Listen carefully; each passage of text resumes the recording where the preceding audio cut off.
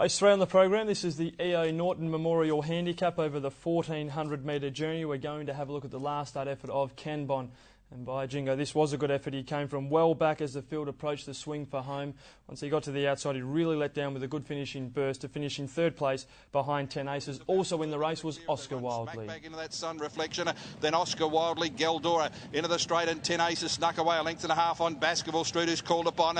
General Albert running third back on the inside, Cat Court to the outside, Grey Monarch, and then Oscar Wildly, and Simply Irresistible threading a passage. 10 Aces joined by Baskerville Street, Cat Court down the outside, and then General Albert, Baskerville Street, and 10 Aces who's lifting. 10 Aces and Baskerville Street. 10 Aces does best. Yeah, Matty, good run there from Ken Bon, and if the predicted rain arrives, it'll probably suit this horse even more. Loves a bit of sting out of the ground. Dead track form, 3 starts, 2 wins, and a third, 3 checks from 3 appearances on the slow. So any rain about will certainly help Ken Bon. I'm going to make a point here from the handicapper's point of view. Ken Bon versus Oscar Wildly, and then previously to that, Revy J versus Oscar Wildly. Gee, the top weight gets in well. He meets Ken Bon 3.5 kilos for 1 1/4. And if you want to go back and have a look at that replay again, Ken Bon zooms past Oscar, who then really gets going late again in that race. Yep. And I thought his run was great. Start before that, no luck at all. Beat home Revy J. Meets Revy J 5.5 kilograms better for beating him home. And, excuse me, Revy J went so well last week behind Burmese. So from that point of view, it's a bit convoluted. Other horses, Dino Mac, blinkers go on. He was caught 3 wide without cover last week behind King Cool Cat. Sort of knocked up a bit, but you would think he was entitled to. From barrier 5, should get outside the leader. And this may be a better race for Dino Mac, but I don't know about him. Hard 8, first up, 1,000 metres, found it too sharp.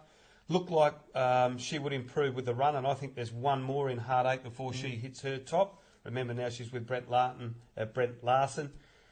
Matty, you wanted to ask me about your big horse. Had to work really hard last start, didn't he? Yeah. He was wide all the way, punching, working, got to the lead, knocked up 200 metres out. My concern with your big horse is your Belmont horse, 5 starts at the track yet to win. I suppose it has to be a concern. I think he's drawn much more favourably in barrier 1. The speed of the race, you'd probably be able to find the front, and you wouldn't expect there to be a great deal of pressure. I think Dino Mac goes up, and Eyeballs with the blinkers on could be a bit fresher. Revy J, I go back to his early part of his career. He used to lead races with Paul Harvey up. It really should be able to get into the box seat. And a good ride from Kira Yule on Oscar Wildly. If she can just be a little aggressive early, old Oscar could get into the 1-1, 1-2 position, and from there he's going to run some sort of a race. Raging could be in trouble out 3 wide. Triple Ken also could be destined for the cheap seats. Yeah, it's a pretty good race, I think, the third event, Marty. There's a lot of horses that they need to show an improvement in form, and we've got the horses that are racing well. Little Ness also was a good winner at Northam last start, up in grade, but does drop in weight. Which way are you going? Yeah, just on Little Ness. The Mel's wings race well too during the week, so that form's okay. I'm going to go a bit of a roughie here. 1 Oscar Wildly. His runs have been good. You've been tipping him, so you've dropped the bat and I've picked it up. I'm going to run with Oscar. Just at the weights, he's a really a good weighted horse in this race, and I think he'll be odds. So let's go race 3, number 1, Oscar Wildly each way. Okay, that gets us on to race number 4, the West Speed 3-year-old handicap at 225. Really like this race, Matty. I hope you do too, because you've done the form on it. 1,400 metres.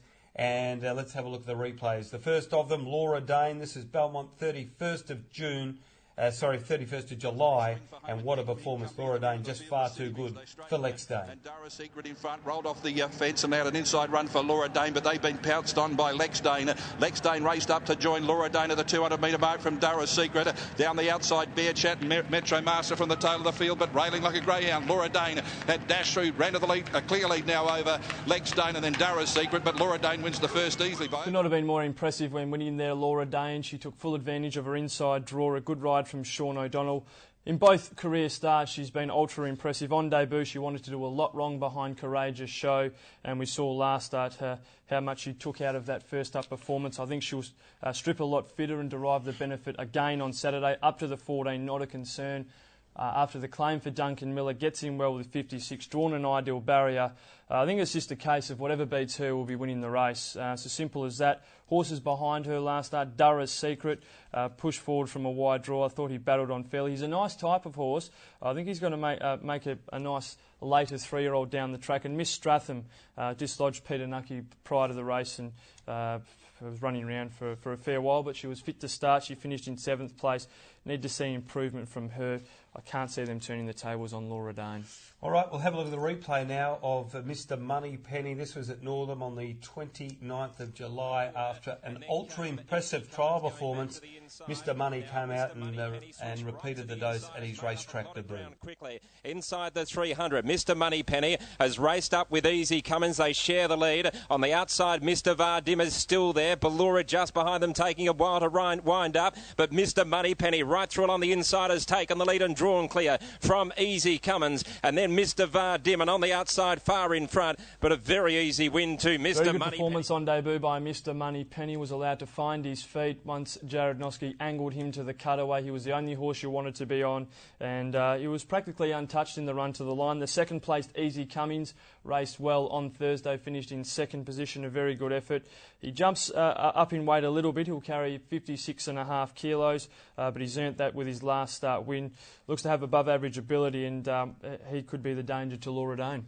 Okay, what about Mickey Drippin? This horse looked pretty impressive at Northern. Yeah, I think Mickey Drippin did have all the favours. I think the horses that finished 2nd and 3rd, Forever Clear and Hometown Princess, they were massive. Forever Clear from barrier 15 was back last, out the back, zoomed home down the centre of the track, and Hometown Princess was much the same, out the back, and they really made a bit of ground. I think the 10 Academy Star, I was pretty impressed with the way this sort of Royal Academy was able to win last start. That was also at Northern, drawn an ideal barrier. That's probably my 3rd selection. I'm going with the 1 Laura Dane, though, clearly on top to beat 3 Mr. Moneypenny.